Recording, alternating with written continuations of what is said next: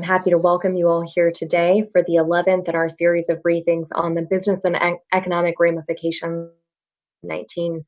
I know that this pandemic is one of several crises that all of you are charged to cover these days, and I really appreciate your taking the time to join us today. Today's conversation is going to focus on global supply chains amid and beyond COVID-19. We have a number of terrific experts lined up who will be sharing their insights during the first half of today's conversation before we move into Q&A during the second half. You are welcome to share your questions at any point using that Q&A function there at the bottom of your screen. Please just include your name, your title and affiliation and organization so that we can pose the questions to the right folks.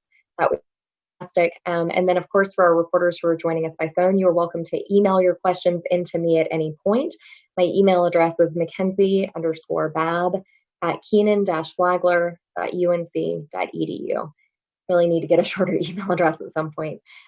Very happy to have you all with us. And without further ado, I'm pleased to hand things over to our first expert, Professor Chloe Glazer. Chloe? My name is Chloe Kim Glazer, and I'm an assistant professor in the operations area at the business school. And my research focuses on retailing and more specifically, food retailing. So today I'll discuss the impact of COVID-19 on the food industry.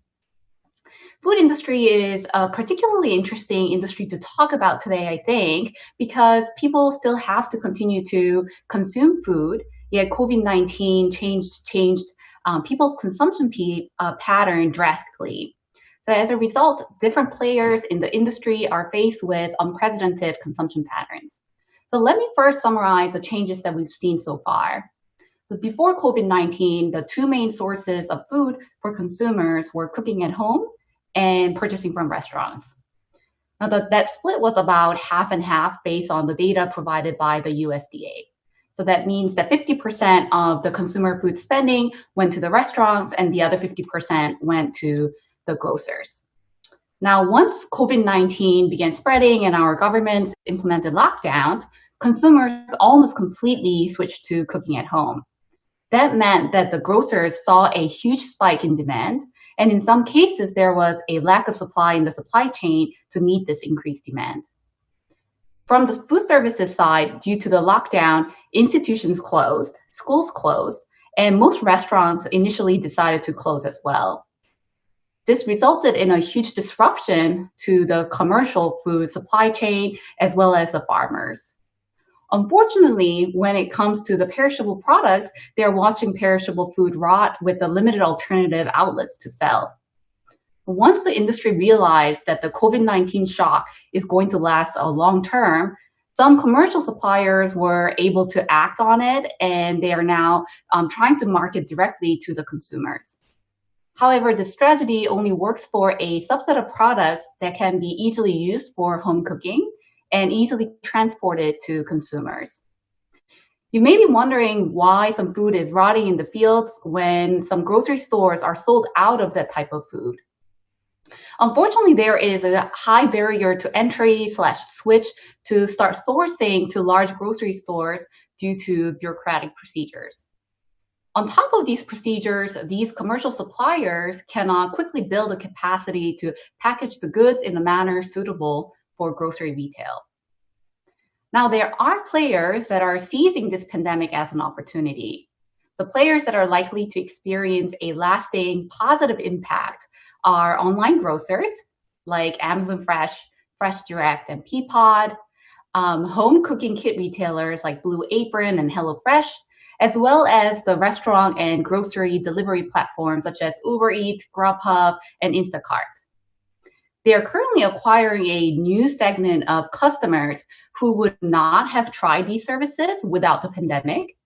And a portion of these customers are likely to stick with their newly formed purchasing pattern even after the pandemic. In other words, some customers are likely to permanently change how they buy food even after the pandemic ends. However, the path to growth and to survival is not bump-free for even these players that are thriving in the current environment. As the companies continue to operate and sometimes operate beyond their original capacity, they can easily overlook keeping the work environment virus-free. And this is particularly true for online grocers. So for online grocers, unless they've made a serious investment previously in automation, their fulfillment centers still look much like a grocery store, which means that with COVID-19, they have to now evaluate new safety measures to conduct business. So the business operation now has to deal with this new safety constraint while trying to meet this growing demand. Now, for the delivery platforms, on top of the safety issues facing drivers, there has also been a backlash against their commission pricing. So in April, restaurants in Toronto boycotted Uber Eats, claiming that some restaurants are basically losing money on every order that's fulfilled by Uber Eats because of the commission charged by the platform. This conversation has been happening in the past couple of years since the platform has been launched, but now with a new group of restaurants that probably were not best suited for the delivery business model signing up for the service due to the pandemic, now the conversation is accelerating. Now, this is an area that is gaining interest from the operations researcher, and there's a working paper that shows that delivery platforms should increase the customer base and pass on the higher prices to the consumers rather than overcharging the restaurants to improve profitability for both restaurants and the platform. And this is particularly true for today's world where customers are willing to pay higher prices for their own safety. Now, as most part of the country is reopening, I suspect that restaurant food supply chain will recover at a much more slower rate than for some other industries like a retail industry. South Korean CDC tracks where infected individuals traveled and infected others, and their data suggests that the restaurants are often a place where infection spreads. And this is not surprising given that it's one of the venues where people are eating and talking without the mask and they are using their hands, so virus can spread easily. So this creates a challenge for restaurants. For some restaurants, they already know that operating at a reduced capacity does not make business sense. And in case that there's a confirmed virus, they would have to close the business for 2 weeks, and that's going to be very costly. So this is time for us to innovate. For restaurants, they should consider developing a takeout menu that's different from the original dining-in menu. And when operating at a reduced capacity, they should also consider offering a limited menu to dampen operating costs. Perhaps they should also think about increasing pricing or maybe offering only a subset of menu on the delivery platform to ensure profitable operation. They may also want to initiate a conversation with their suppliers so that they can help them develop a menu that could minimize the loss for the suppliers as well as the restaurants. Now, these demand and supply shocks from COVID-19 have been seriously damaging to the industry. However, this is also sparking innovation since everyone is forced to think about how to survive this long-term shock. And this will be a reminder to all players to think about building resiliency for future operations and future disruptions. So with this, now I'll hand it off to Professor Ali Palarturk. Thanks, Chloe. So I'm Ali Palarturk. I'm an associate professor of operations at Kenan-Flagler Business School. In my research, I studied the links between consumer behavior and firm operations, among other things. And this pandemic indeed, led to drastic changes in how consumers are behaving. Before the pandemic, consumers visited stores for the touch and feel of products, but now many understandably fear touch and feel and prefer fewer contacts and touchless alternatives if possible. Right, so therefore we are seeing a huge increase in online orders, and for many retailers that was the only order for some of them to begin with. Right? Now the pandemic also is changing in-store shopping habits as well. Right, so now consumers are more mission-driven. When they go to the store, they want to get in and out, and that leaves less opportunity for impulse sales for the retailers. Right, so the consumers don't want to do cross-shopping. They want to have fewer visits. They want to get as much done as possible in every visit. So actually this trend may help traditional grocers and big box retailers and it may work against more niche grocers, right? So many families have experienced a loss of income and many fear of uncertainty, and therefore they are now more value conscious when they shop, right? So this may benefit discount and private label retailers and off-price retailers such as TJ Maxx and Marshalls. They can become even more popular. And by the way, these companies will receive a large supply of merchandise from retailers that won't be able to sell at regular prices. Now, as Chloe mentioned, grocery stores have experienced a huge increase in their orders, and as well as a huge increase in their online orders, right? So previously, online grocery orders were considered as more of a convenience offering, but during this pandemic, many people have used this service because of health safety concerns, and some of them are likely to use it in the future, even after the pandemic, because of its convenience, right? So this worked more like a forced experimentation. Years of transformation is happening pretty much in a matter of weeks or months. Now, many grocers already invested in these capabilities, but they had to ramp up capacity drastically in a short period of time. And some others were still developing these capabilities, but they had to rush and launch their online offerings, and therefore they had some glitches early on. But I would say most grocers actually did a pretty good job, and considering what they had to accomplish during a very short period of time. Initially it was hard to find time slots, but as they build up capacity, things are working more smoothly. Now, as Chloe touched upon, many of these changes are likely to have an overlasting effect. I would argue that especially the click and collect, online ordering with store pickup, will continue to gain traction, and the crisis may accelerate click and collect model beyond the grocery stores at other retailers as well. And this approach also has a sustainability benefit compared to home delivery, as there's less packaging. Sometimes I feel really bad, unpacking home delivered grocery by Whole Foods. They do a really good job, but that means they're using a lot of packaging, right? Now, the demand for home delivery is not likely to remain as strong, in my opinion, when we are in a post-COVID world, mainly because people will be more price sensitive, and the delivery fees and higher prices will make it relatively unattractive. There are also logistical issues, for example, keeping perishables cold while they wait at the customer's door. So it is overall a costly proposition for both the grocers and consumers. And that has been also a surge in online orders of discretionary products, such as apparel, tech products. But online orders cannot substitute for in-store shopping in these sectors. Pre-crisis, in-store shopping generated over 80% of the retail sales, and physical stores are here to stay in these sectors, and they have to make it work even during a crisis, right?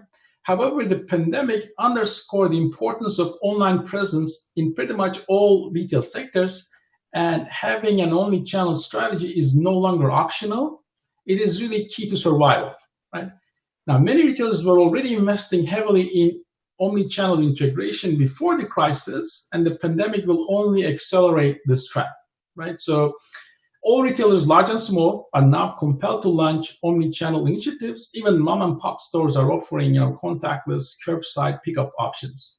Now, the good news is that customers are quite understanding during the crisis, so they give the benefit of doubt, and this is a good time to develop these capabilities. Demand for these services is likely to stay strong because of its convenience, especially when it works smoothly, right? So, and the pandemic is likely to accelerate e-commerce penetration, as more and more people are forced to use online shopping. And unfortunately, this means that it will also accelerate retail store closings, which we have experienced in the last 10 years, right? So companies who cannot afford to invest in omni-channel capabilities, or who cannot figure out how to make it work, are not likely to survive. Finally, I want to talk a little bit more about the safety concerns of consumers. It is now at the top of the list. Many hesitate visiting retail stores, So retailers need to make them feel safe to lure them back. And they should clearly communicate health and safety precautions they are taking at all consumer-facing touchpoints. And there might be some low-hanging fruits, right? According to a recent survey, having sanitary wipes at the storefront and frequently using sanitary mist on shopping carts are the top actions that retailers can take to improve, consumer trust, among other things. Now, many department stores have already reopened. They need to figure out how to offer an in-store shopping experience while making consumers feel safe, right? Now, many stores have closed their fitting rooms, and in my opinion, that was the right call. But in addition, they need to also make the returns more convenient for consumers. It should not require a second visit to the stores. And by the way, they should expect a higher rate of return because now consumers won't have a chance to try things on before buying. As a reference point, for online apparel sales, rate of returns can be as high as 30 to 40%. And one of the main reasons is the poor physical fit, right? Now, I expect many innovations to follow from this pandemic as many retailers are experimenting, trying different things. And this is actually a good time to try these things as consumers are willing to give you the benefit of doubt as long as you make them feel safe.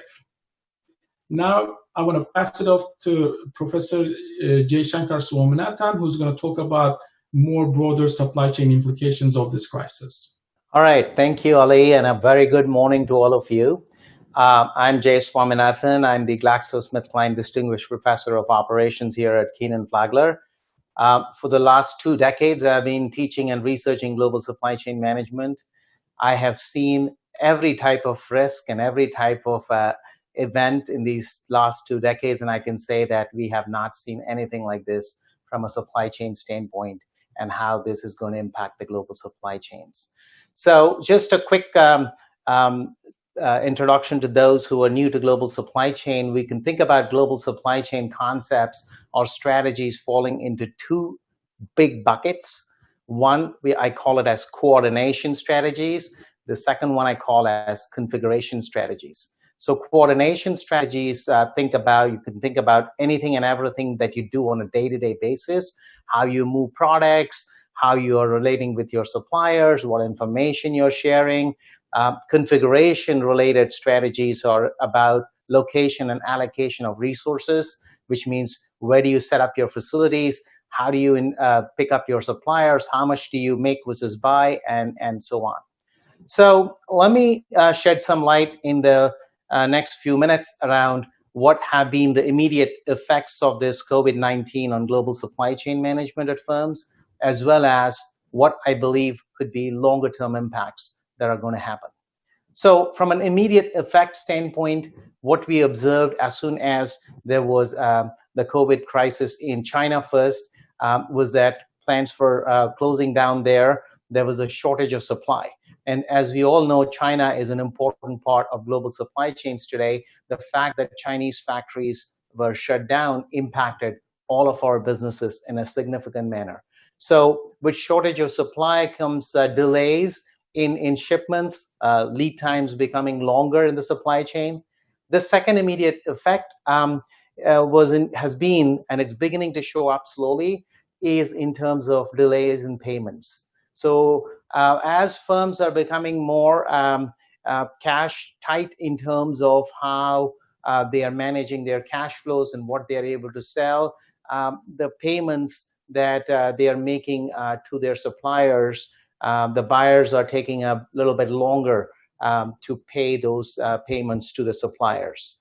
The third immediate effect that we are beginning to see here, when the COVID first started, everybody thought this would be like a V recovery. We will go down and we'll come back immediately. But what we are seeing today is that is not the case.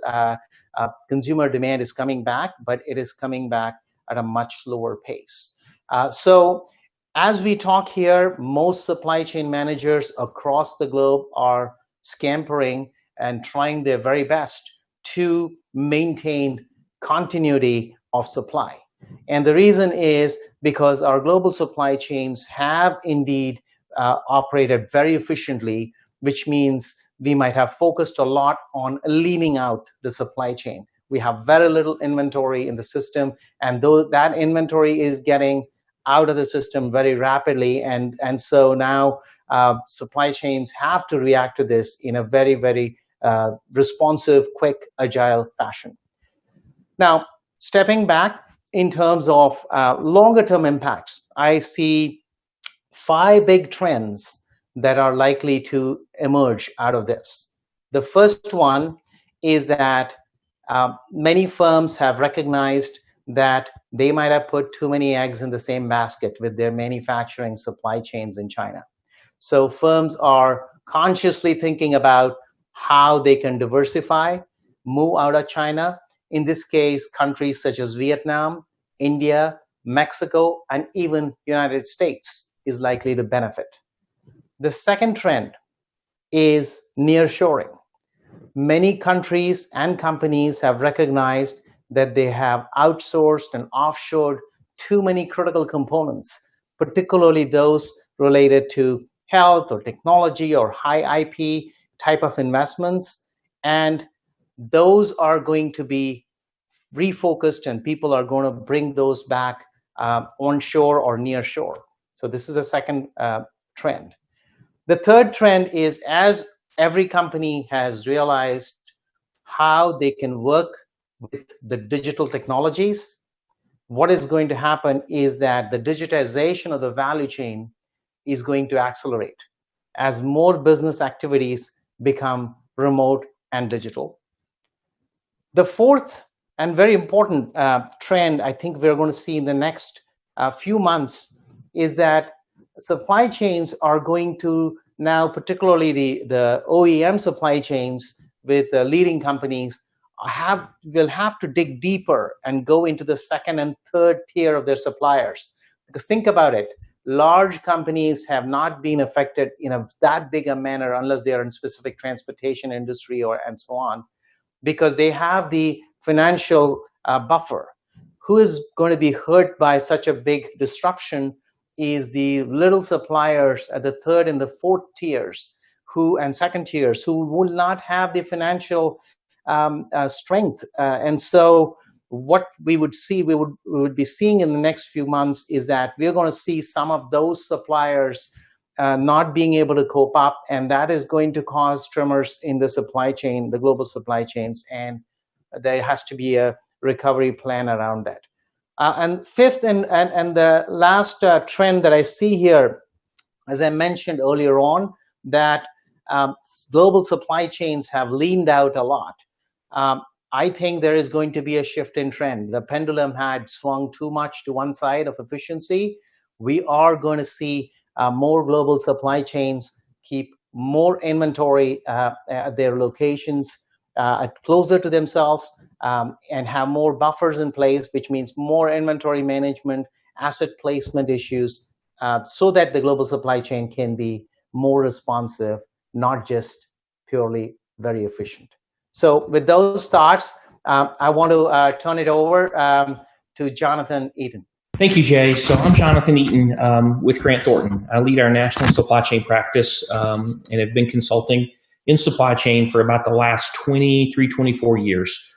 Experience across a dozen or so different industry sectors, and appreciate a lot of the great insight that's been shared, and wanted to provide a perspective today that's rooted in what we see across multiple industries, but also as it relates to supply chain reshoring as a topic, specifically also life sciences companies, especially pharmaceutical companies, and what I think they're likely to face in the near future. And then some policy considerations. There are a number of pieces of legislation, and I'll share a couple of those in a moment, that are being discussed in Congress. And I think there are some key pieces of policy that are going to benefit companies if they're included. And so we'll share some insight on that. But never before has there been such a great opportunity to reshore. And I think, as Jay said a moment ago, never before has there been such a disruption. Supply chain disruption, and companies caught off guard. Whole industries really caught off guard, like we have seen with COVID-19. I think, if we think about reshoring, and that was one of the points that Jay made, that conversation really started, I think, for a lot of companies going back to December of 2017 with the Tax and Job Cuts Act that was passed in December of that year. It did a lot of things, but one of the major components was it moved the highest corporate tax bracket from 35% to 21%. That certainly didn't make it any easier to do business in the United States, but it made it a lot less expensive in terms of tax rate.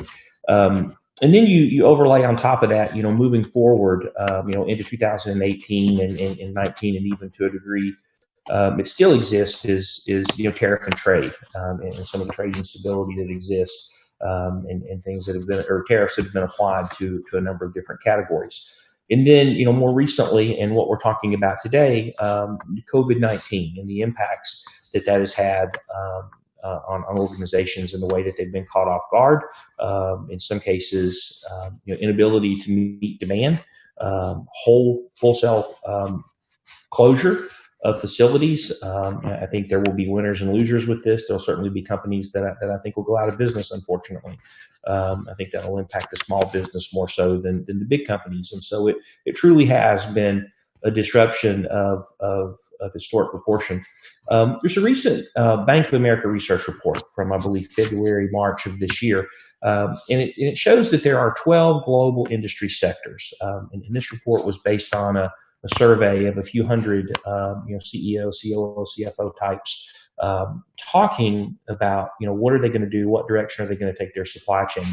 In 12 global industry sectors representing $22 trillion in market cap, all say that they are already investigating or even in the process of either reshoring their supply chain into the United States or certainly moving it into other locations. And so it doesn't always necessarily mean they're coming back onshore. It means what they're doing is they're looking at their operating model and they're looking at their supply chain and they're trying to make a decision and say, how do we recalibrate and reposition that for success? I think the one industry sector of those dozen that is missing is life sciences. And we thought that was a little conspicuous whenever we saw that. But I think that's going to be the next one. And I think for a lot of reasons, life science is going to come to the forefront, especially pharmaceutical, and require a view. And one of the reasons that we believe that is if you go back to the 70s and 80s, the cost of labor went down, and a lot of offshoring took place in the pharmaceutical industry and in life sciences in general. Today, over 80% of the APIs come from offshore, and so there's a heavy reliance on offshore manufacturing, and not just manufacturing, but offshore raw materials that go into pharmaceuticals. There have been a number, actually I have a list of them here. There have been a number of pieces of legislation that have been introduced. There's the Protecting Our Pharmaceutical Supply Chain Act. There's the Medical Supply Chain Security Act. I think the one that's bipartisan and gaining a lot of traction is the Strengthening America's Supply Chain and National Security Act. And then you've seen a couple of executive orders as it relates to reshoring and tax rates. And so I think what remains to be seen is will there be a carrot or will it be a stick? I think it could be both. There could be appropriations, tax incentives. There could be a requirement over a period of time that companies in pharmaceuticals reshore, and some very, very serious and lucrative opportunities to be offered for other industries.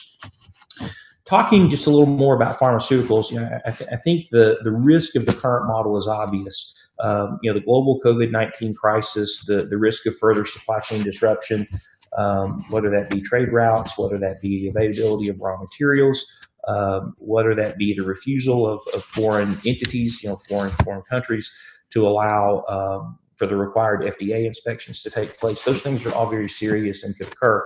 I think repositioning the U.S.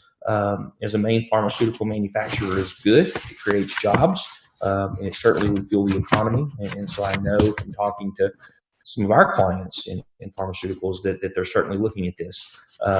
You could be looking at an increase of $200 billion in gross domestic product in the first year if companies start to come back, depending on how fast they do that. Some of the weaknesses, there's physical capacity constraints. I think especially for the APIs, so the production of those as raw materials would have to come back onshore as well. So that's an area I think of opportunity. the current labor and tax regulation, I think that's the biggest concern that companies have is, even with the drop from 35 to 21, what does that look like? How sustainable could it be if they were to come back on shore? And then the other thing that I would share with you is there's a right and a wrong way to approach the reshoring decision. And what companies have historically done is they look at it through a lens of what strategically makes sense and what operationally makes sense. And those are important things, and they both translate to financial impact in terms of what's how lucrative or how much of a negative impact is there coming back on shore. I think what you also have to look at is the tax aspect of it. And the reason is because of the Tax and Job Cuts Act, the way things have changed, the likelihood that there's going to be new legislation and new tax provision, credits, incentives, and other things that are available to companies. And so it really requires a four-pronged approach. Strategically, what makes the most sense for the organization? Operationally, what makes the most sense and fits. I can tell you definitively that in over the years, and especially probably I would say in the last 5 to 7 years, the number one issue, without a doubt, that our clients at Grant Thornton struggle with from a supply chain perspective is cost to serve. Truly, the cost to serve clients is going up like it has never before. That's because of channel conflict. That's a key contributor. The addition of new channels, the addition of new products, making it harder to forecast, harder to supply. Complexity within the supply chain is higher than it ever has been. And so those things push cost to serve up. And so the operational consideration is key. The financial performance has to be there to reward the shareholders. But the other thing that has to happen is a view of what we call tax effective supply chain planning, and looking at the tax aspect of it and not just optimizing for cost or what's financially most logical, but also what can help the company achieve the lowest effective tax rate, because there's value to be had there. And so to that end, we think the last thing I would share with you, we think there's companies that are certainly looking with an eye towards legislation and what's going to come. And I think there are policy guidelines or components that would be critical and should be included. And I think further reducing the federal tax, on businesses would be good. We've already seen an executive order from the president on that. Expanding the research and development tax credit would be a good move. Large tax incentives for investment. I know that before the recession and before COVID-19, many companies were struggling, getting labor, what we would call blue collar labor in their manufacturing plants or distribution centers. I think the day will come when that comes back. And so the same Bank of America research report that I referenced earlier also has statistics in it that talk about an exponential expectation for growth in the use of automation and what we'll call Industry 4.0 or digital means. And so I think digital supply chain automation within manufacturing and distribution is here to stay. And I think that if we had policy that gave substantial deductions for those investments, you would see more companies adopt as well, because I think long term their cost to serve, as I talked about a minute ago, goes down. And then the other one is the manufacturing extension partnership. That is something it's a federal program, but it's funded by the states. And I think those things, along with other investments that would incentivize or help small businesses. The great thing about a large company that's public, they have access to more capital than a smaller company does. And so a smaller company often has to borrow. And so I think if we want to see smaller companies reshore and take advantage of the opportunity, the opportunity has to include a provision for a deduction of the loan interest that they pay on those things. So that's a few thoughts on reshoring and on the industries in pharmaceutical and policy. And I think we're going to McKinsey next. Great. Thank you so much, Jonathan. And thank you to all of our panelists for sharing those thoughts. I want to remind our participants that we are going to open things up now for Q&A. We have received some great questions from our researchers, but I want to remind our reporters on the line that we would love to give your questions preference. So as you submit your questions, please do be sure to include your name and your affiliation so we can prioritize those questions. You can use that Q&A function again at the bottom of your screen, or you can send your questions to me directly via email, mackenzie_babb@kenan-flagler.unc.edu. We're going to kick things off with a question for Chloe. Food trucks have proliferated in the last few years in the U.S. What sort of impact has the pandemic had on them as opposed to brick and mortar restaurants? And do they need to consider innovation as well to respond to supply chain concerns? I love the food truck, so I'm really happy this question came in. Okay, so food trucks. So I would say that the food trucks are less affected by the COVID-19 than the restaurants, because they do not have a dining area where people are coming in. You know, it's really operating more of the pickup location as a pickup model, right? So the virus spreading, that's not going to be as big of an issue compared to a dining in restaurant. So I think already their menu is set out such that the pickup model works best. So I think the effect on the COVID-19 is probably much less for the pickup trucks. Great, thank you. Our next question is for maybe Ali, it says, and Chloe. There have been disruptions in the supply chain for PPE, of course. If restaurateurs and retailers will need to provide PPE to staff and or to customers, will this cause another disruption? Will they be able to meet the new health safety requirements imposed on them?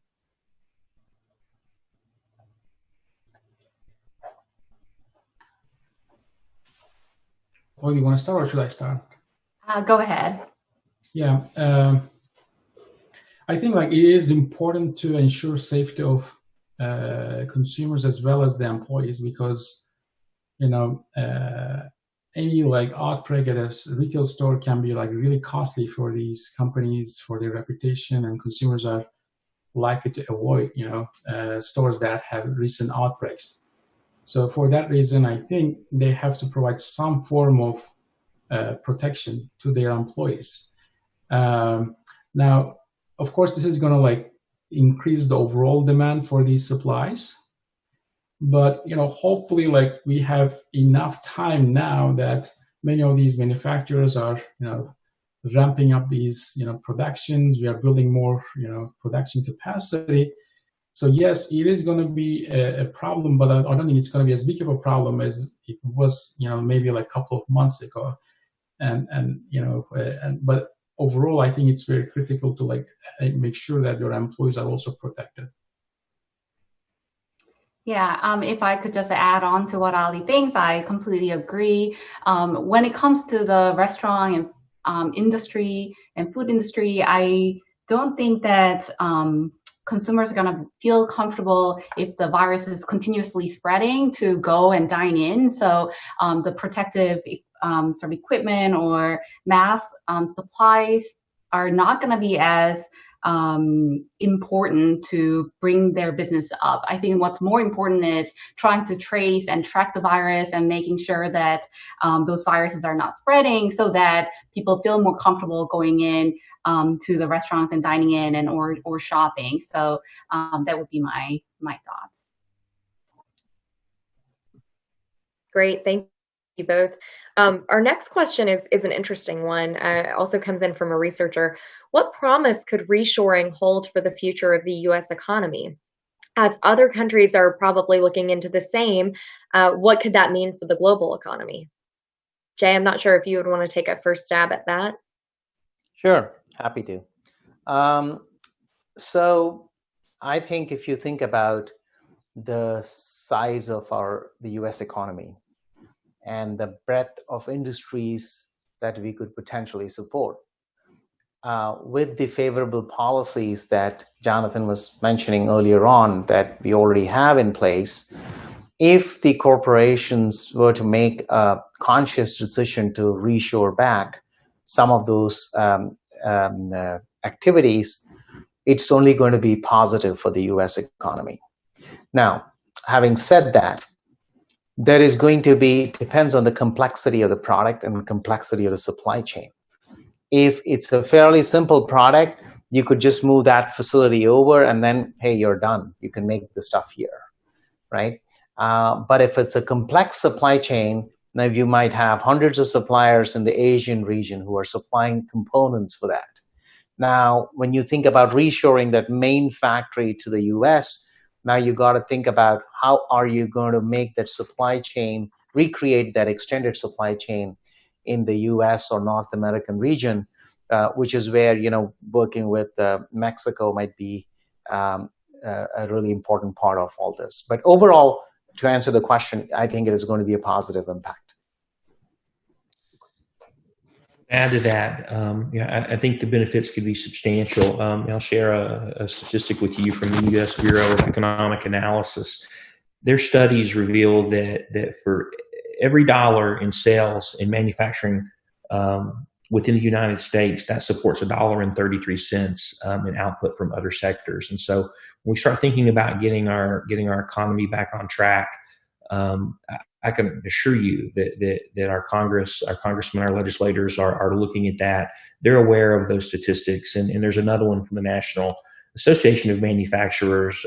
Their studies reveal that 6 indirect jobs are created for every new manufacturing job. And so I think that you will see that certainly occur because manufacturing coming back on shore certainly fuels it fuels job creation within the United States. And so I think that it would be obviously of great benefit for that to happen.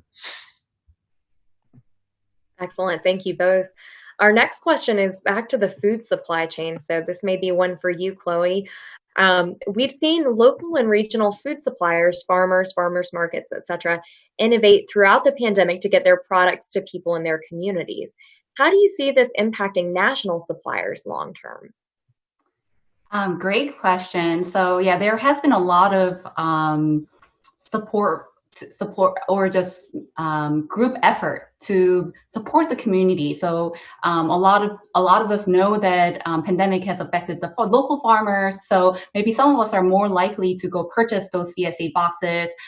So as a result, I think the local farmers will benefit from a new subset of customers that are signing up. That being said, I think in the long term, I don't think that it's going to affect the national suppliers as much because there are limitations to the CSA boxes or farmers market, right? So most of us do not solely source our food from the farmers market. We often want to get ingredients that are actually not seasonal and not local. So I think the long-term effect on the national suppliers would be limited. I also want to add that, during this crisis, many small grocery stores were able to provide better availability of some items because they relied more on the local suppliers than national suppliers. And I think going forward, similar to what Jay mentioned earlier, manufacturers trying to diversify their suppliers, not just relying on China, a similar trend may happen in the grocery segment as well.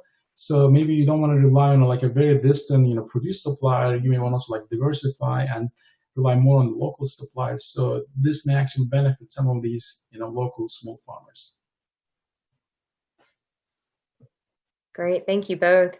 Our next question moves back to the medical supply, which I know has been a topic of great debate and conversation for months now. What role do you see governments taking to ensure a safe and steady medical supply? And the questioner says, apart from tax incentives, if any, what role do you see governments taking to ensure a safe and steady medical supply? And I'll open that one up for the group.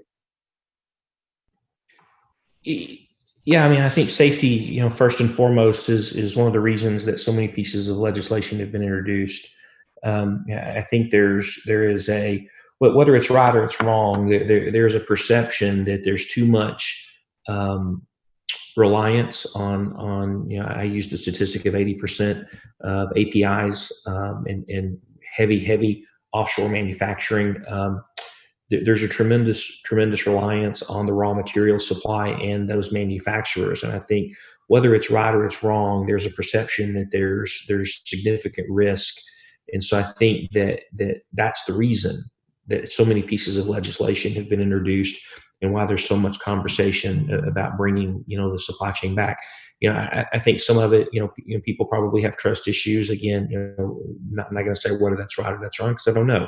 I don't think anybody truly knows. I think that, what we're trying to do or what the companies are trying to do is respond to the legislation and to better serve their customers. We obviously have the Food and Drug Administration and the FDA does a lot of things to try to help protect. And so I think to Mackenzie, to the question of, what will we see happen? I think there's going to be more inspections. I think that traceability, which has always been there, for raw materials, those things are not going to go away. I think you're going to see an expectation or requirement. There is a whole new thing that's relatively new that's been introduced called SOC for supply chain. So it's a Sarbanes-Oxley provision, and it's all about supply chain risk, and that is big. Supply chain risk management is probably bigger in pharma and food and beverage and things like that than it is really in other parts of supply chain. And so I think that the FDA's role and some of the things that they do as it relates to the clinical safety risks that they're willing to absorb or allow, the frequency with which they do inspections, the provisioning that has to take place. So if a pharmaceutical company decides, hey, we want to come back on shore or we want to sign up another raw material supplier that may be in, who knows where, Central or South America, you don't know where they're coming from. I think that the provisions on quality, on safety, on traceability, all those things are still going to be there. I don't think any of that's going to go away. I think if anything, it probably gets more sophisticated and that there's probably more requirement in terms of certifying the safety of products to mitigate risk. That makes me feel a little bit more comfortable, although still trepidatious for the future. Our next question looks ahead to the holiday shopping season. How do you think these supply chain issues and trends will affect this year's holiday shopping season, and should we expect shortages?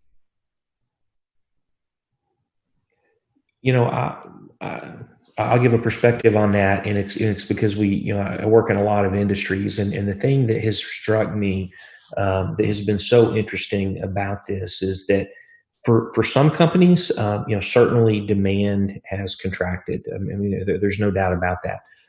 How they supply the demand has been a challenge. I'll give you a perfect example, and I know Chloe could relate to this.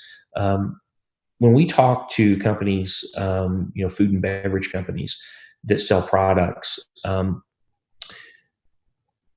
the channel distribution has largely changed. And so, you take a restaurant, for example. I mean, you take a supplier of a beverage. The margins that they historically make on those beverages are greater in restaurants, convenience stores, catering, those type of things. Those margins are less when they're sold through grocery companies. But that's also where the majority of the demand is. And so what you've seen is that for some industries, and beverage is a great example, the demand has not necessarily gone down. The channel through which the demand is sold has changed. And so it has shifted their margins and hurt them in that way. And that is true in other companies. We'll give you retail, for example. So with retail, there are people tapping out left and right that are going under and either being restructured or going through bankruptcy. I think the latest big one to announce was JCPenney last week.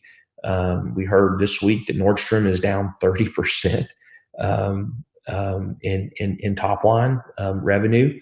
And so that demands e-commerce. And so I think that, if we look towards the holidays, which will soon be coming up in 5 or 6 months, we'll be preparing for those things. It's going to be a challenge for companies. I don't think the issue is so much in being able to supply the demand. I think it's being able to interpret the demand signal and knowing where it's going to come from, because it is not going to come from where it historically has. And some of those examples I've just given you are proof of that. And so I think the companies that are going to do well and thrive and be able to not have lost sales and realize the demand that's out there are going to be the ones that can interpret it properly and know which channel it's coming through. That's a great response, Jonathan, and leads into the follow-up question on that piece is, could there be a second wave hit to businesses during and after the holiday season as supply chain disruptions affect available items and as people have less flexible income to spend this year? Yeah, I would think, I agree with what Jonathan was mentioning earlier on, and I would think that if there is a second hit, it will have a very big impact on the supply chain operations across all different types of industries. So right now there is a bifurcation. There are some industries where you've got demand which is flowing in because people have the basic income to want food and like regular clothing and groceries and routine items. If there is given the amount of unemployment we have in the U.S., and if we don't have a second, if you have a second hit, or if we don't have the vaccine in time, all those consumption patterns are going to naturally drop in the economy, and that's going to create a lot of problems for many supply chains. Thank you very much. Our next question is on the topic of vaccines. Our researcher writes, we're hopeful that a COVID-19 vaccine will be developed soon. Is there a possibility that supply chain disruptions will affect our ability to quickly and effectively distribute the vaccine? Or could we end up in another round of outbreaks because of supply chain issues? That is a great question, and I would love to be able to answer that one. The truth is, I think we don't know. I think that we have to protect and try to mitigate against that risk. So if I'm the company that's coming up with the vaccine, I want to be in conversations now with federal and state and local governments trying to put plans in place for distribution. We know that historically it takes many, many years. I've got the statistic, I'd have to find it, but the one that I do know off the top of my head is that the failure rate on new vaccines is about 65%. So, and there are dozens of companies that are working on this. Some have announced preliminary success, and I'm hopeful that we have one soon.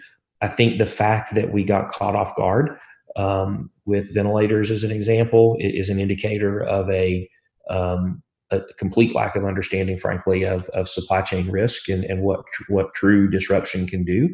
And so my hope is that we've learned our lesson, and that as a country, we're putting the steps and the things in place with Federal Strategic Reserve, the ability to distribute things quickly, like has happened or starting to happen. It's getting still not solved, but the PPE is being distributed quicker than it was certainly in the beginning. I think there's lessons learned from just those issues alone that are going to be relevant when it comes to the distribution and quick availability of a vaccine, because nothing would be worse than for someone to come up with a vaccine and it takes 6 months to get it, to get it into the hands of you and I and others. That would be catastrophic.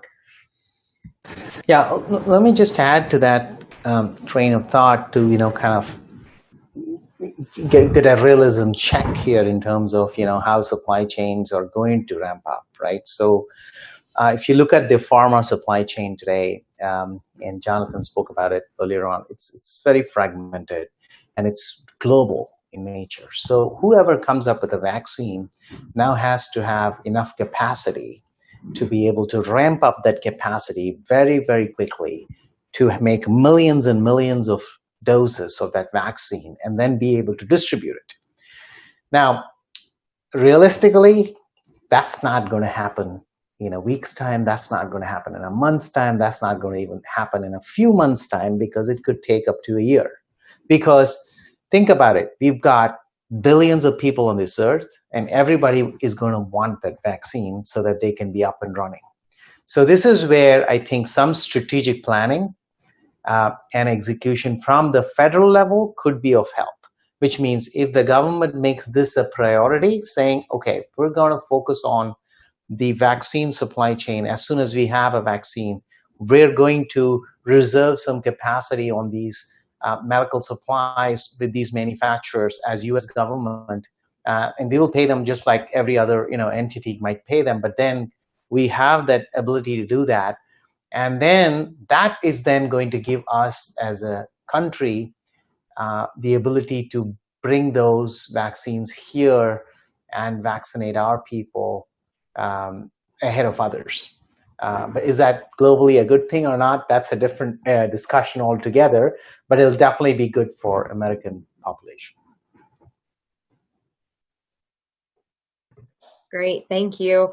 I think this is going to be the last question we have time for, so we can do this round robin, but it kind of flips that on its head, not about the distribution of vaccine, but once a vaccine is developed and distributed, how long do you think we will feel the effects of the supply chain disruptions? How quickly do you think that'll be able to get back to business as usual? Well, there are two aspects. One is, I didn't quite fully understand the question. If it is the question around the vaccine distribution, obviously, I would expect if somebody has a vaccine and if everybody, gets together and invests in those capacities that are needed, we could have it done in a, year's time. We would have inoculated or given those vaccines to everybody. And I think the question, Jay, just to clarify, I think the question is, once the vaccine is widely available, how quickly will we see supply chains kind of go back to normal? So the regular supply chains. So, and that's going regular supply chains. That's right. Okay. That's going to depend on which industry you're talking about, right? So some industries are going to come back rapidly back on because all that you needed was a few people who are, involved in the whole supply chain process to get, well, and then they'll pick up. These are the staple products. If these are high-tech products, expensive products, those supply chains, it will all depend on consumer discretionary income. And so if you have a lot of money and the economy is going really well, there'll be a lot of demand. We will invest in those items, build up the inventory. If there is no demand, those supply chains will take a lot longer to come back. I would also add that, I would also add that, the duration of the recovery will depend on how soon the vaccine becomes available, right? If you're talking about like a year's time, like many of these small suppliers are already like gone, so it's going to be really hard to bring them back. But if you're talking about like a sooner recovery, then probably it's, it's going to be easier.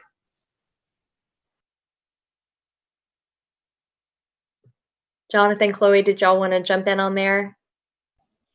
That's exactly the point I was going to make. How soon the vaccine is available, and how it's affected the demand side as well as the supply side.